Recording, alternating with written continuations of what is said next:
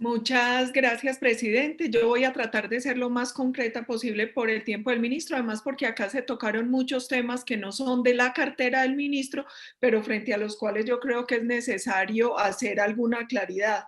Lo primero es reconocer que este gobierno ha tomado con prontitud y asertividad las medidas necesarias en tres líneas: salud, social y económica, porque esta es una crisis integral, es una crisis que nos afecta no solo en el sector salud, sino que tiene graves repercusiones en el tema social y en el tema económico.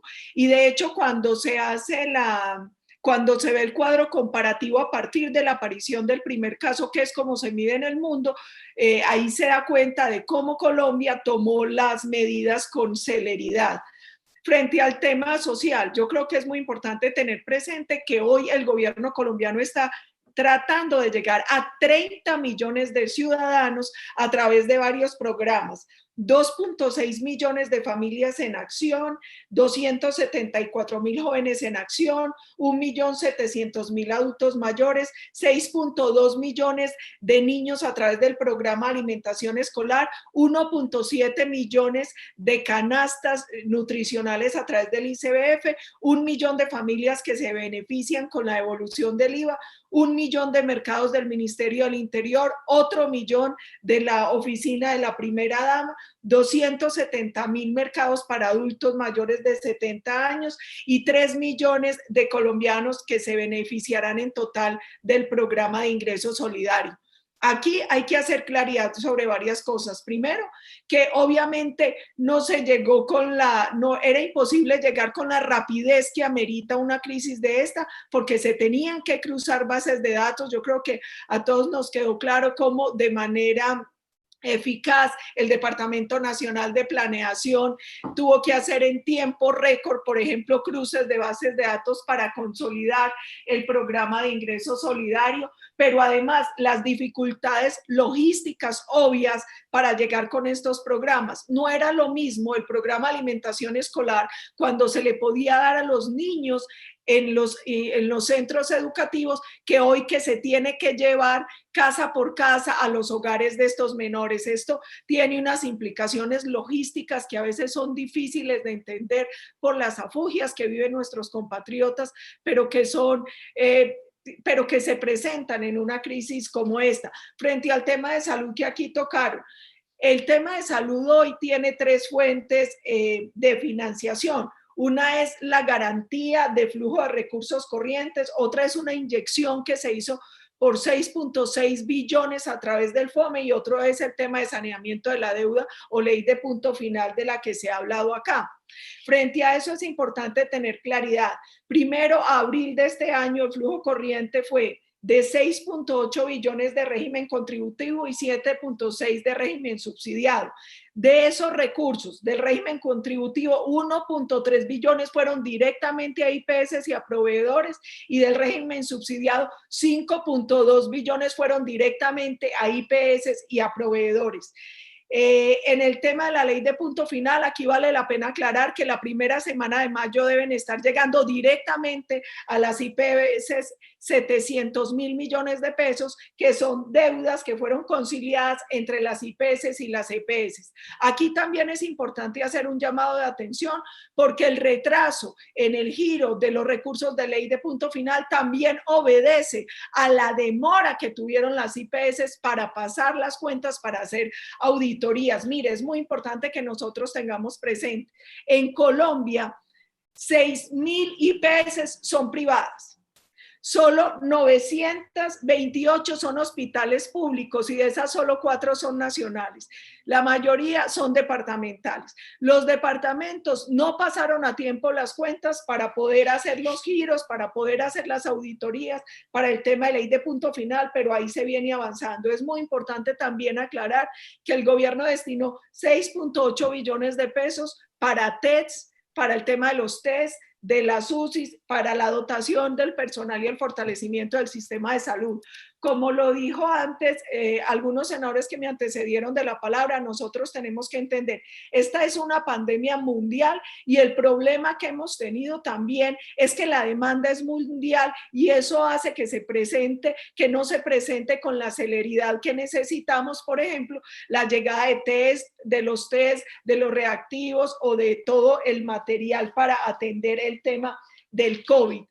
Frente al Ministerio de Comercio, que es lo que hoy nos convoca. Yo creo que hay un tema muy importante y es los estudios que viene haciendo la CEPAL y los distintos organismos internacionales muestran que Colombia es uno de los países que ha acertado en las medidas que viene tomando, buscando preservar el empleo y garantizar el flujo para las empresas. Obviamente nosotros vamos a tener una gran dificultad porque cuando tenemos una economía hoy cerrada en casi todos los sectores, es muy difícil uno garantizar que se puedan mantener los empleos. Sin embargo, en Colombia se vienen haciendo esfuerzos muy importantes. ¿A qué duda o a qué solicitud me tengo que sumar yo? Uno, al tema de cómo bajan los recursos. Y me tengo que sumar a esto, señor ministro, porque en algún momento incluso yo lo estuve molestando y usted, yo creo que a todos nos ha respondido con la misma agilidad y amabilidad ante las dudas, pero hay sectores que están siendo vetados por el sistema financiero, porque son sectores que están presentando alto riesgo por las demoras que va a implicar que se reactiven. En esa medida nosotros hacemos un llamado primero para la agilidad en algo que ya se anunció, que es que estos bancos de segundo nivel como Bancoldex puedan empezar a hacer giros directos. Dos, para que se dé un diálogo con el sector financiero, porque lo que uno siente es que no están respondiendo a las necesidades que hoy tienen los distintos sectores económicos del país. La otra cosa que yo quiero aclarar aquí es, mire, el gobierno no está tomando las medidas de manera improvisada ni arbitraria. Aquí las medidas se toman a partir de unos seguimientos a unas condiciones de cómo se va presentando, por ejemplo, el índice de reproducción del virus. Y ahí yo creo que es muy importante tener presente, primero, no se les haga extraño el rebrote en algunos países que ya se había como estancado el índice de reproducción del virus. Muchos científicos en el mundo han dicho que esta pandemia va a ser casi que cíclica, o sea, que va a tener varios periodos y casi que es triste decirlo, pero hasta que aparezca la vacuna, que hasta ahora la más rápida parece ser la del anuncio de Oxford, que ellos dicen que estaría para septiembre, pero lo cierto es que mientras nosotros vamos a tener que aprender a vivir con los ciclos del tema de reproducción del coronavirus.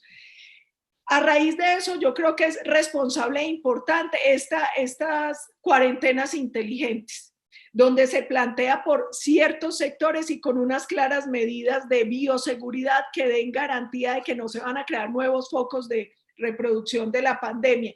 En ese sentido, yo creo, ministro, que también es muy importante, algunos sectores se han acercado a nosotros porque ellos mismos, a partir de la realidad y del diálogo con científicos, han empezado a crear protocolos para ver cómo en el mediano o largo plazo su sector puede abrirse. Aquí hay una cosa clara, la prioridad es con responsabilidad frente al tema de salud, a la preservación de la vida, ir abriendo unos sectores y los colombianos también vamos a tener claro algo que es muy duro y que compete mucho a Fontur y es que si bien se puede ir dando una reactivación económica de ciertos sectores de manera inteligente, la reactivación social no se va a dar por ahora.